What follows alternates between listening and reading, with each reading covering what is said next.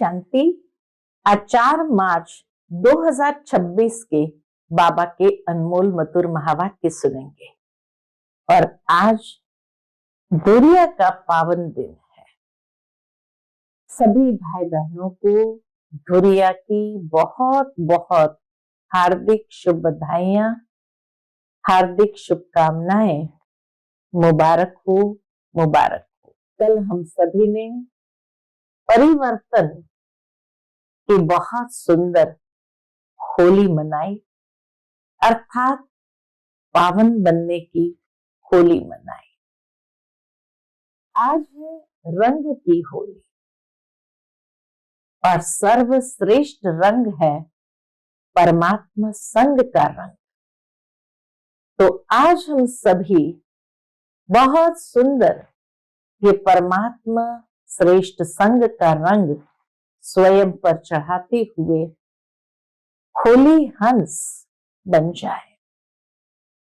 होली हंस माना ही जो एकदम शुद्ध पावन होता है, नीर और क्षीर को अलग कर सकता है। तो बाबा भी हम सब बच्चों के ऊपर इतना श्रेष्ठ संग का रंग चढ़ाते हैं जिससे सहजता से हमारे अंदर सद्गुण का रंग आने लगता और हम आत्माएं दैवी गुणों से संपन्न स्वयं को सहज बना सके। तो ऐसे दुनिया की सबको बहुत बहुत हार्दिक बधाई हो। ओम शांति। आज की मुरली में बाबा कहते, बच्चे भक्त आत्माएं बाप की महिमा करते हैं, परंतु बाप कौन है वो जानते नहीं है। तुम बच्चे बाप को जानते हो और यथार्थ महिमा करते हो। भक्त आत्माएं परमात्मा को नहीं जानते हैं, परंतु फिर भी परमात्मा का जन्म या अवतरण जरूर मनाते हैं शिव जयंती के रूप में। तो बाबा कहते एक तरफ शिव जयंती मनाते हैं लेकिन जानते नहीं, दूसरी ओर श्री कृष्ण की भी महिमा बहुत करते हैं, अनेक चरित्र उसके गाते हैं, श्री कृष्ण की जयंती भी मनाते हैं। और तीसरा बाबा कहते गीता की जयंती भी मनाते हैं। अब ये 3 जयंती है, शिव जयंती, श्री कृष्ण जयंती और गीता जयंती। परंतु ये तीनों में सबसे पहली जयंती कौन सी है? तो बाबा कहते सबसे पहला शिव बाबा का अवतरण होता है, अर्थात शिव जयंती होती है। फिर गीता ज्ञान सुनाते हैं तो गीता जयंती होती है, और उसके बाद श्री कृष्ण का जन्म होता है तो श्री कृष्ण जयंती होती है। तो शिव जयंती से गीता जयंती और गीता जयंती से श्री कृष्ण जयंती होती है। दूसरी बात बाबा ने कही कि जयंती यहां मनाई जाती है। सतयुग के अंदर न शिव की जयंती मनाते हैं, न गीता की जयंती मनाते हैं, न श्री कृष्ण की जयंती मनाते हैं। बाबा कहते ये बर्थडे मनाना ये कलयुगी रिवाज है। सतयुग के अंदर किसी का बर्थडे नहीं मनाया जाता है, लेकिन सतयुग में सबसे बड़ा त्योहार के रूप में अगर मनाते हैं तो वह है श्री लक्ष्मी श्री नारायण का कोरोनेशन डे। उसको बड़े धूमधाम से मनाएंगे, उनके लिए यही सबसे बड़ा त्योहार भी है, तो सबसे बड़ी सेलिब्रेशन भी है। तो बाबा कहते हैं तुम बच्चों को सदा ये स्मृति में रखना है कि हमें शिव बाबा अवतरित होकर के गीता ज्ञान सुना करके श्री कृष्णपुरी में ले जाते हैं। तो सुनते हैं आज के बाबा के अनमोल मधुर महावाक्य। ओम शांति। मीठे बच्चे, तुम्हारा धंधा है मनुष्य को सुजाग करना, रास्ता बताना।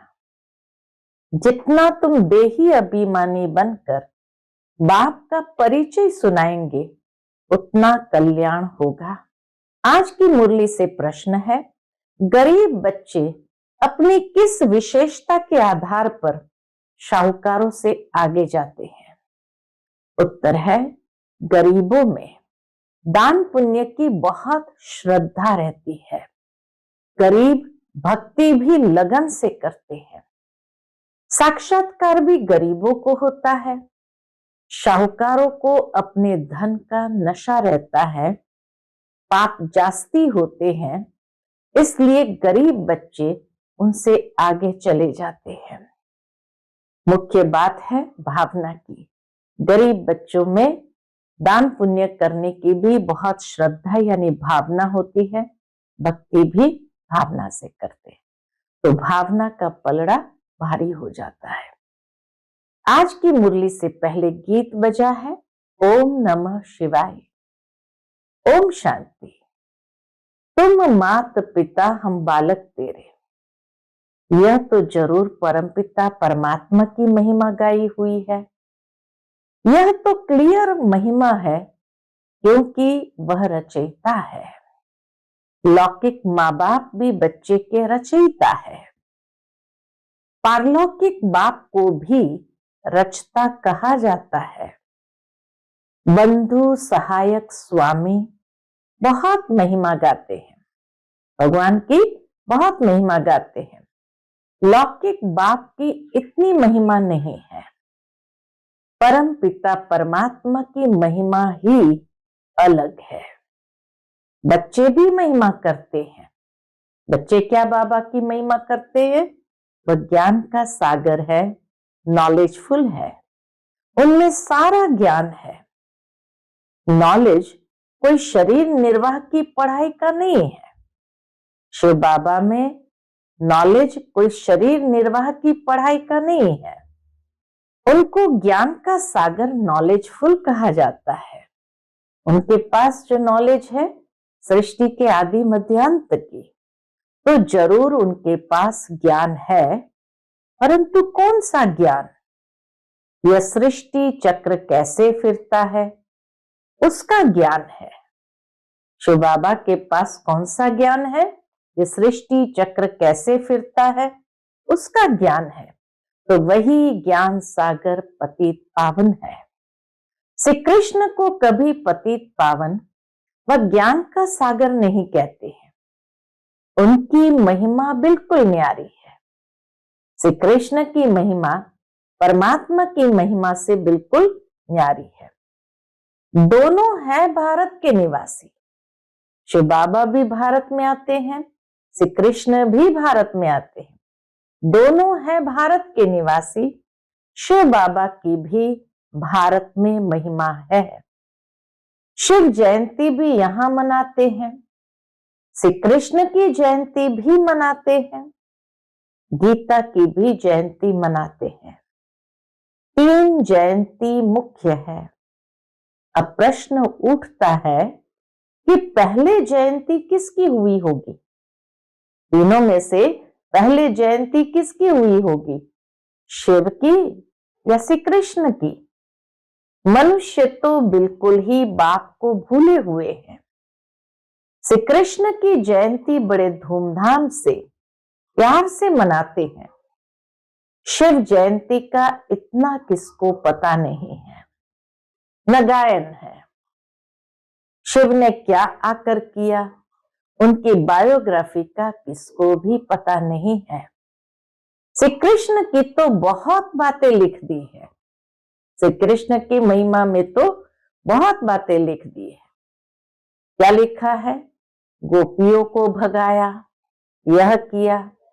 श्री कृष्ण के चरित्रों की खास एक मैगजीन भी निकलती है। शिव के चरित्र आदि कुछ है नहीं।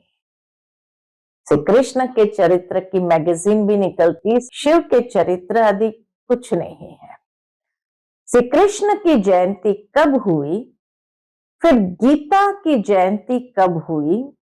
श्री कृष्ण जब बड़ा हो तब तो ज्ञान सुनावे। अगर गीता जयंती बाद में है तो श्री कृष्ण जब बड़ा हो तब तो ज्ञान सुनाए। बहुत सूक्ष्म बात यहाँ बाबा हम बच्चों को समझाना चाहते हैं। श्री कृष्ण के बचपन को तो दिखाते हैं, टोकरी में डालकर पार ले गए, बड़ेपन का दिखाते हैं, रथ पर खड़ा है, चक्र चलाते हैं, 16-17 वर्ष का होगा उस समय, 16-17 वर्ष का होगा। बाकी चित्र छोटेपन के दिखाए हैं। अब गीता कब सुनाई?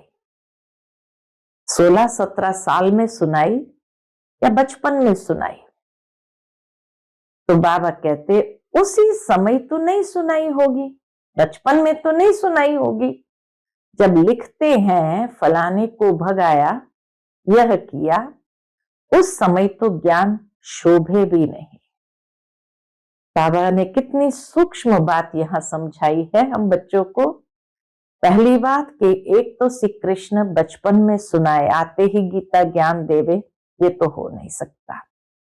बड़ा होने के बाद ज्ञान दिया, अब उसके बीच में उसके चरित्र दिखाए, फलाने को भगाया, गोपियों के वस्त्र चुराया, माखन को चुराया, यह किया। तो ऐसे समय में अगर ज्ञान सुनाए तो वो शोभा भी नहीं देता है। एक तरफ ज्ञान मर्यादा की बातें सिखाता है, ज्ञान इतना ऊंचा है, और खुद के चरित्र कैसे हैं, तो दोनों के अंदर बहुत बड़ा अंतर है। मनुष्य किससे प्रेरणा लेगा? चरित्र से जो दिखाया गया उससे, या जो ज्ञान सुनाते हैं उससे? तो इसीलिए बाबा कहे उस समय, बड़ा होने के समय ज्ञान शोभा भी नहीं देता है। ज्ञान तो जब बुजुर्ग हो तब सुनाए। गीता भी कुछ समय बाद सुनाई होगी। अब शिव ने क्या किया, और उसके कॉन्ट्रास्ट में अगर शिव गीता का ज्ञान दाता है तो शिव ने क्या किया, कुछ पता नहीं, अज्ञान नींद में सोए पड़े हैं।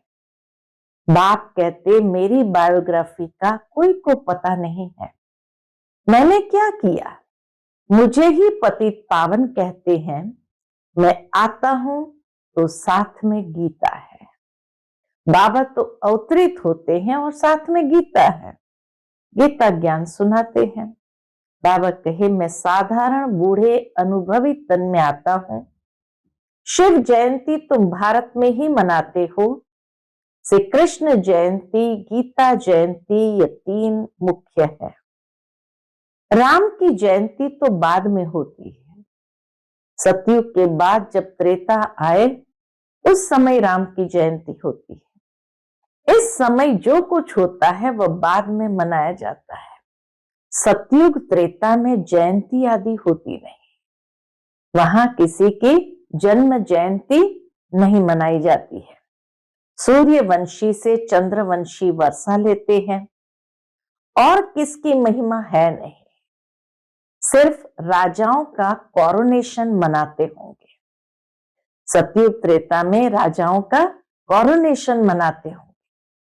बर्थडे तो आजकल सब मनाते हैं, ये कलयुगी रिवाज है बर्थडे मनाने का। वह तो कॉमन बात हुई, श्री कृष्ण ने जन्म लिया, बड़ा होकर राजधानी चलाई, उसमें महिमा की तो बात ही नहीं।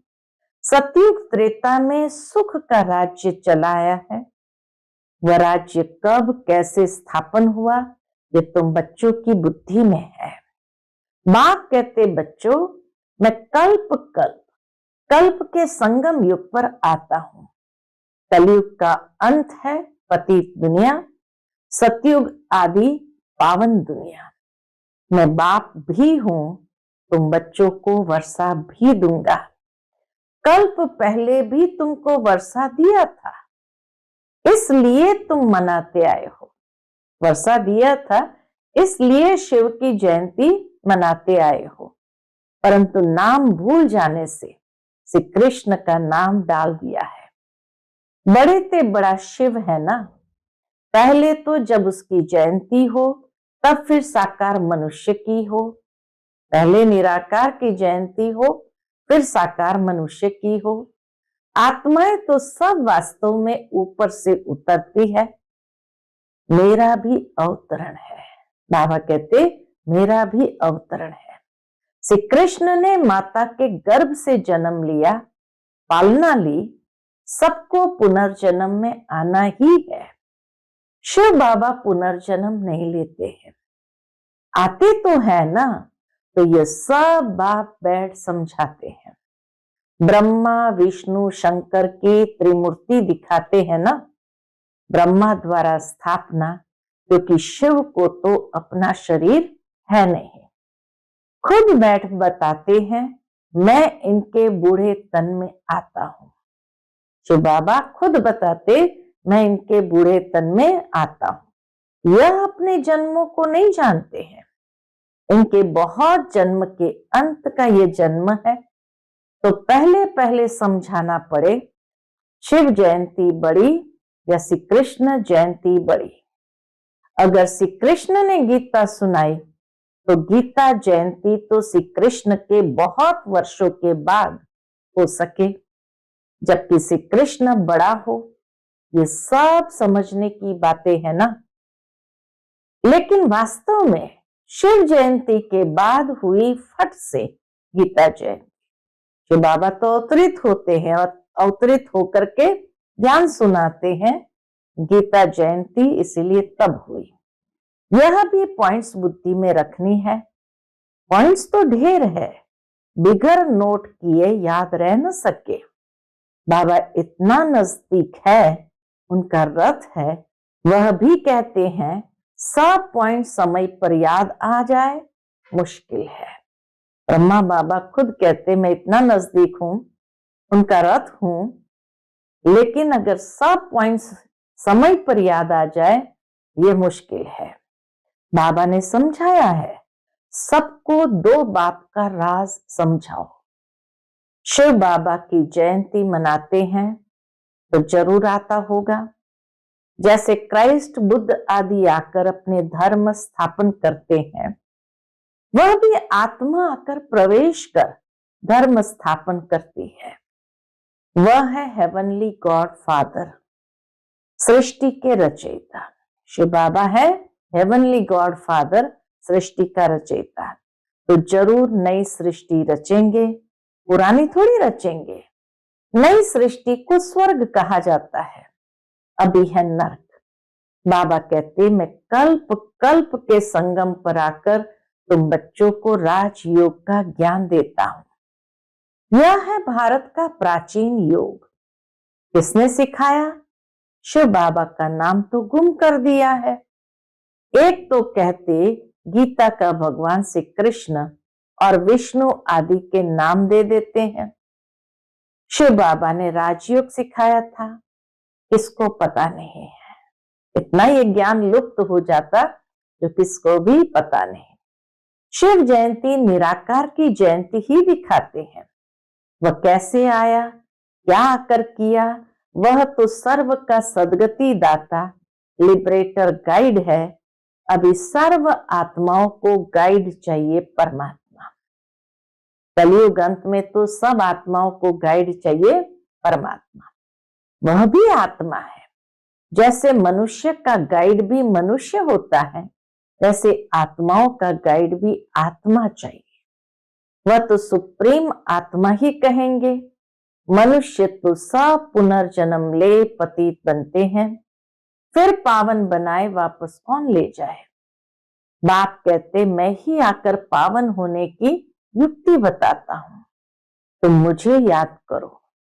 श्री कृष्ण तो कह न सके कि देह का संबंध छोड़ो। वह तो 84 जन्म लेते हैं, सब संबंधों में आते हैं। बाप को अपना शरीर नहीं है। तुमको ये रूहानी यात्रा बाप सिखलाते हैं। यह है रूहानी बाप की रूहानी बच्चों प्रति रूहानी नॉलेज। यह है रूहानी बाप की रूहानी बच्चों प्रति रूहानी नॉलेज। श्री कृष्ण कोई का रूहानी बाप थोड़ी है, सबका रूहानी बाप मैं हूं। मैं ही गाइड बन सकता हूं। बाबा कहते मैं ही गाइड बन सकता हूं। Liberator, guide, blissful, peaceful, ever pure, सब मेरे लिए कहते हैं। अभी तुम आत्माओं को नॉलेज दे रहे हैं। बाप कहते मैं इस शरीर द्वारा तुमको दे रहा हूं, तुम भी शरीर द्वारा नॉलेज ले रहे हो। वह है गॉड फादर। उनका रूप भी बताया है। जैसे आत्मा बिंदी है वैसे परमात्मा भी बिंदी है। यह कुदरत है ना, वास्तव में बड़ी कुदरत तो यह है। बाबा कहे वास्तव में बड़ी कुदरत तो यह है। कौन सी? इतने छोटे स्टार में 84 जन्मों का पार्ट है। यह है बड़ी कुदरत। बाप का भी ड्रामा में पार्ट है। भक्ति मार्ग में भी तुम्हारी सर्विस करते हैं। तुम्हारी आत्मा में 84 जन्मों का पार्ट अविनाशी है। इसको कहा जाता है कुदरत। भक्ति मार्ग में भी तुम्हारी सर्विस करते हैं बाबा, तो बाबा बड़ी कुदरत है। बाप का भी ड्रामा में पार्ट है, तो बाबा कहे ये बड़ी कुदरत है। इसको कहा जाता है कुदरत। इसका वर्णन कैसे करें? इतनी छोटी सी आत्मा है, ये बातें सुनकर वंडर खाते हैं।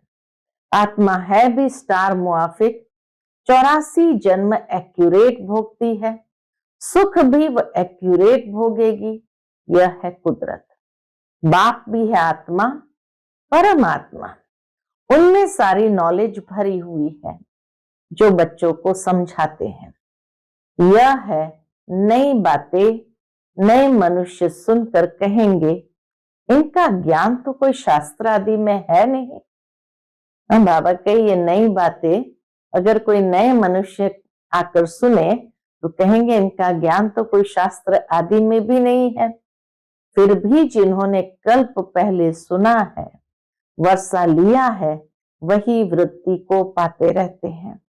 टाइम लगता है, जरूर है, कोई ओवरनाइट बात नहीं है। टाइम लगता है, प्रजा ढेर बनती है, वह तो सहज है। राजा बनने में मेहनत है। मनुष्य जो बहुत धन दान करते हैं तो राजाई घर में जन्म लेते हैं। गरीब भी अपनी हिम्मत अनुसार जो कुछ दान करते होंगे तो वह भी राजा बनते हैं। जो पूरे भगत होते हैं वह दान पुण्य करते हैं। शाहूकार से पाप जास्ती होते होंगे। गरीबों में श्रद्धा बहुत रहती है, वो बहुत प्यार से थोड़ा भी दान करते हैं तो बहुत मिलता है। गरीब भक्ति भी बहुत करते हैं। दर्शन दो नहीं तो हम गला काट देते हैं। ऐसे बाबा कहे एकदम परमात्मा के साथ हक से बात करते। दर्शन दो नहीं तो हम गला काट लेते हैं। शाहूकार ऐसे नहीं करेंगे। साक्षात्कार भी गरीबों को होते हैं, वही दान पुण्य करते हैं। राजाएं भी यह बनते हैं। बाबा कहे जो दान पुण्य श्रद्धा से करते हैं तो राजाएं भी वह बनते हैं। पैसे वालों को अहंकार रहता है। यहां भी गरीबों को 21 जन्म का सुख मिलता है। गरीब चाहती है, शाहूकार पिछाड़ी में आएंगे। तो भारत जो इतना ऊंच था तो फिर इतना गरीब कैसे हुआ? तुम समझते हो। अर्थक्वेक आदि में सब महल आदि चले जाएंगे तो गरीब हो जाएंगे। रावण राज्य होने से हाहाकार हो जाता है। त्रेता से जब द्वापर आता है तो सारे महल अर्थक्वेक आदि में सब दब जाता, गायब हो जाता है। तो बाबा कहे रावण राज्य होने से हाहाकार हो जाता है, तो फिर ऐसी चीजें रह न सके। हर चीज की आयु तो होती है ना। वहां जैसे मनुष्य की आयु बड़ी होती है वैसे मकान की भी आयु बड़ी होती है। सोने के मार्बल के बड़े बड़े मकान बनते जाएंगे। सोने के तो और ही मजबूत होंगे। सोने के मकान तो और भी बाबा कहे मजबूत होंगे। नाटक में भी दिखाते हैं ना, लड़ाई होती है, मकान टूट फूट जाते हैं, फिर बन जाते हैं। उन्हों की बनावट ऐसी होती है, यह जो स्वर्ग के महल आदि बनाएंगे ऐसे तो नहीं दिखाएंगे। मिस्त्री लोग कैसे मकान बनाते हैं, हाँ समझते हैं वही मकान होंगे, आगे चल तुमको साक्षात्कार होगा, ऐसा विवेक कहता है। इन बातों से बच्चों का ताल्लुक नहीं है। बच्चों को तो पढ़ाई पढ़नी है, स्वर्ग का मालिक बनना है। स्वर्ग और नर्क अनेक बार पास हुआ है, अभी दोनों पास हुए हैं। अभी है संगम। सतयुग में ये नॉलेज नहीं होगी। इस समय तुम बच्चों को पूरी नॉलेज है। लक्ष्मी नारायण को ये राज्य किसने दिया था, अभी तुम बच्चों को मालूम है। इन्होंने ये वर्षा किससे पाया।